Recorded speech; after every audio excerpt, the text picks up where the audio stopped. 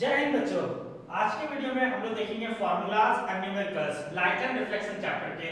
इस चैप्टर में किस तरह से साइन कन्वेंशन डिसाइड होता है, किसको पॉजिटिव रखना है, किसको नेगेटिव रखना है, मिरर के जो फॉर्मूला उसका जो मैग्नीफिकेशन का फॉर्मूला होता है, लेंस का फॉर्मूला, ये सारा कुछ इस वीडियो में हम लोग देखने वाले हैं। तो हमारे साथ इस वीडियो में बने रहिए।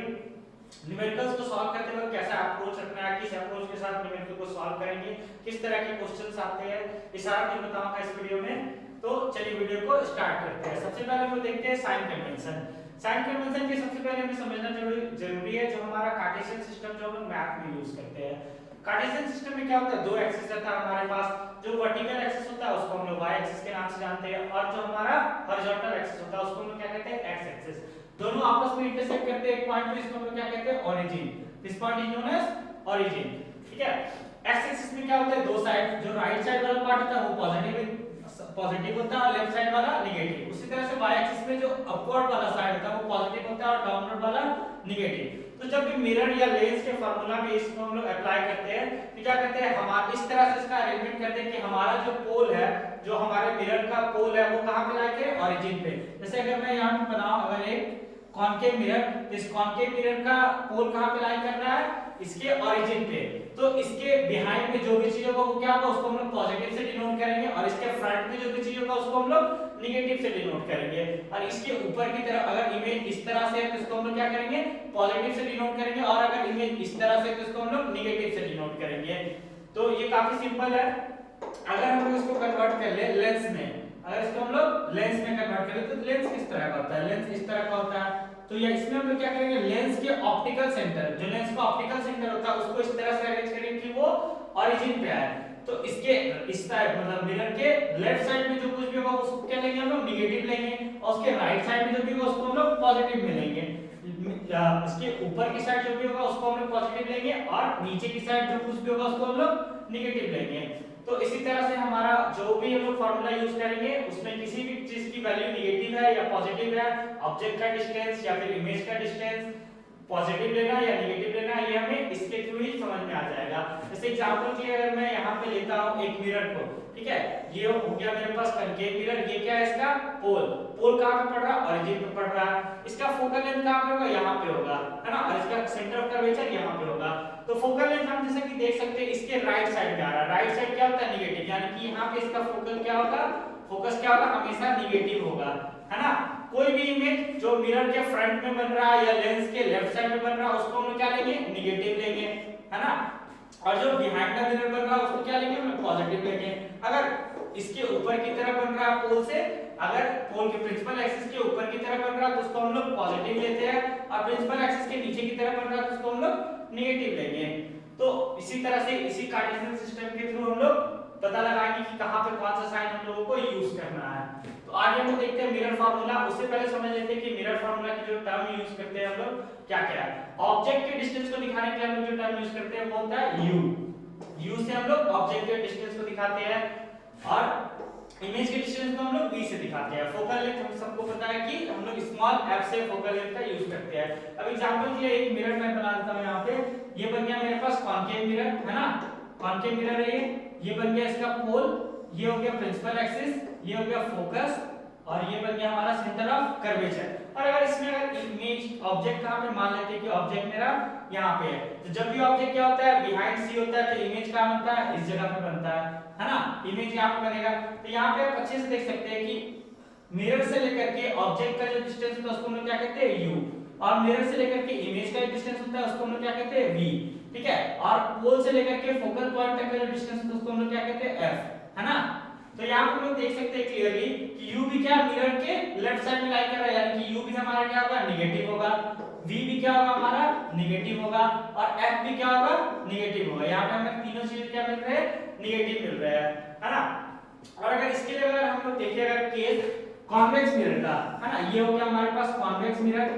कॉन्वेक्स मिरर के केस में क्या होता है कि इसका फोकस, इसका सेंटर ऑफ कर्वेचर सभी क्या करता है, इसके right hand side behind the mirror lie करता है, इसलिए इसका फोकल हमेशा क्या होगा, पॉजिटिव होता है। इसका फोकल लेंथ हमेशा क्या होगा, पॉजिटिव। ऑब्जेक्ट ऑब्वियस सा बात है कि मिरर के हम लोग सामने रखेंगे, है ना, ऑब्जेक्ट हमेशा मिरर के सामने रहेगा। इसका मतलब ऑब्जेक्ट का डिस्टेंस हमेशा जो u आता है इस केस में क्या होगा, नेगेटिव होगा। ऑब्जेक्ट हमेशा निगेटिवली रहता है, क्योंकि वो अक्सर ऑब्जेक्ट कभी भी हम लोग कहाँ रखेंगे, मिरर के सामने रखेंगे। इमेज में चॉइस है कि वो हो सकता है मिरर के पीछे बने या मिरर के आगे बने, ठीक है। अब इसका इमेज बनता है इस तरफ, तो इसका इमेज क्या हो रहा है, यहाँ पे बिहाइंड द मिरर बन रहा है, इसका मतलब इमेज क्या हो जा रहा है, यहाँ पे पॉजिटिव हो जा रहा है। तो इसी तरह से साइन कन्वेंशन का यूज करते हैं हम लोग मिरर फार्मूला में अलग अलग क्वेश्चंस को सॉल्व करने के लिए। अब देखते हैं हम लोग क्वेश्चन यहाँ पे किस तरह से आता है। जो बेसिक फार्मूला हमारे पास प्रेजेंट है वो क्या है, 1/v + 1/u = 1/f। इसी फार्मूला का यूज करके हम लोग क्वेश्चन बनाएंगे। अब क्वेश्चन में इन तीनों टर्म v, u और f में से कोई भी दो टर्म आपको जरूर दिया रहेगा क्वेश्चन में, तभी आप किसी तीसरे टर्म को निकाल सकते हैं। अगर कोई दो टर्म नहीं दिया हुआ, एक ही टर्म दिया हुआ, तो वहां पे ऑफ कोर्स क्वेश्चन में हो सकता है मैग्नीफिकेशन दिया हुआ हो। तो देखते हैं अब मैग्नीफिकेशन अगर दिया हुआ क्वेश्चन में तो किस तरह से हम लोग क्वेश्चन को सॉल्व करेंगे, उससे v, u या f को निकालेंगे। तो उसके लिए हम समझते हैं सबसे पहले मैग्नीफिकेशन होता क्या है। मैग्नीफिकेशन क्या होता है, मैग्नीफिकेशन का मतलब है कि इमेज जो बन रहा है उसका साइज ऑब्जेक्ट के कंपैरिजन में कैसा बन रहा है। तो इसके लिए जो हम लोग बेसिक फार्मूला का यूज करते हैं वो होता है m = hi height of image by height of object, जहां पे m क्या है मैग्नीफिकेशन, hi क्या है हाइट ऑफ ऑब्जेक्ट और ho क्या है हाइट ऑफ इमेज। इसके लिए एक और फार्मूला जो हम लोग यूज करते हैं वो होता है -v/u, -v/u यानी कि minus distance of image by distance of object. इस फार्मूला का यूज करके अगर उस क्वेश्चन में मैग्नीफिकेशन दिया हुआ है किसी क्वेश्चन में, ठीक है, और आपको फोकल लेंथ दिया हुआ है साथ में, तो आप v या u में से कुछ भी एक टर्म और निकाल सकते हैं वहां पे, है ना। तो इस तरह से हम लोग क्वेश्चन को सॉल्व करेंगे। अब देखते हैं मैग्नीफिकेशन। मैग्नीफिकेशन अगर हमारे पास क्या पॉजिटिव है, अगर मैग्नीफिकेशन पॉजिटिव यानी कि वो क्या इमेज कहां बन रहा है, मिरर के पीछे की तरफ बन रहा है, तभी पॉजिटिव आएगा, है ना। अगर इमेज जो है मिरर के पीछे बन रहा है तभी क्या होगा, हमारा जो मैग्नीट्यूड है, जो मैग्नीफिकेशन वो क्या आएगा, पॉजिटिव आएगा। इस केस में क्या होता है, वर्चुअल इमेज बनता है, वर्चुअल एंड इरेक्ट इमेज बनता है। और अगर मैग्नीफिकेशन क्या है निगेटिव है, इसका मतलब क्या हो रहा है, मिरर के फ्रंट में इमेज बन रहा है। मिरर के फ्रंट में जब भी इमेज बनेगा तो वो कैसा इमेज होता है, रियल। कैसा इमेज होगा, रियल एंड इन्वर्टेड इमेज होता है, ठीक है। तो इस चीज को याद रखेंगे। अब देखिए कि क्वेश्चन किस तरह सॉल्व करते हैं। अगर 1/v + 1/u = 1/f है, इन दोनों में से कोई एक ही टर्म, इन तीनों में से कोई भी एक टर्म दिया है, आपको निकालना है कोई दूसरा टर्म। ऐसे जनरली क्वेश्चन में क्या होता है कि दो टर्म दिया रहता है, या तो vf दिया रहेगा, या तो vu दिया रहेगा, या तो uf दिया रहेगा। तो इसमें इंटरचेंज करके हम लोग निकाल सकते हैं। कैसे निकाल सकते हैं वो बताता हूं। जैसे 1/v है और u, आपको क्या करना है, u का वैल्यू दिया हुआ है, f का वैल्यू दिया हुआ है, तो एक वैल्यू वाले को मान लेते हैं कि u का वैल्यू क्या है 5 है और f का वैल्यू क्या है 3 है ना। तो इसको एक तरफ कर लेंगे हम लोग, क्या हो जाएगा 1/f - 1/u, ठीक है। तो इस तरह से हमें क्या मिल जा रहा है, ये दूसरा फार्मूला मिल जा रहा है। इसी तरह से अगर 1/u का फार्मूला निकालना है तो v को उस तरफ भेज देंगे, ठीक है। तो इस तरह से फार्मूला को हम लोग इंटरचेंज करके इधर-उधर करके टर्म्स को निकाल सकते हैं, सारे चीज की वैल्यू। अब अगर देखिए मैग्नीट्यूड दिया हुआ है, अगर हमारे पास m दिया हुआ कुछ भी, तो -v/u का फार्मूला यूज करके हम लोग क्या कर सकते हैं, v और u का वैल्यू को मान लो इन दोनों में से कोई एक वैल्यू दिया हुआ है आपको, ठीक है, बाकी दोनों वैल्यू निकालना है आपको। सिर्फ क्वेश्चन में क्या दे दिया है आपको, इमेज का डिस्टेंस दे दिया है, -v की वैल्यू दे दी, या फिर u की सिर्फ वैल्यू दी है, v की वैल्यू नहीं दी है, और मैग्नीट्यूड साथ में दिया हुआ है। तो इस फार्मूला से हम लोग दूसरे यूनिट की वैल्यू निकाल लेंगे, उसके बाद फिर फोकल लेंथ की यूनिट वैल्यू हम लोग निकाल सकते हैं उसको फार्मूला में पुट करके। नेक्स्ट जो हम लोग देखेंगे वो देखते हैं हम लोग लेंस फार्मूला।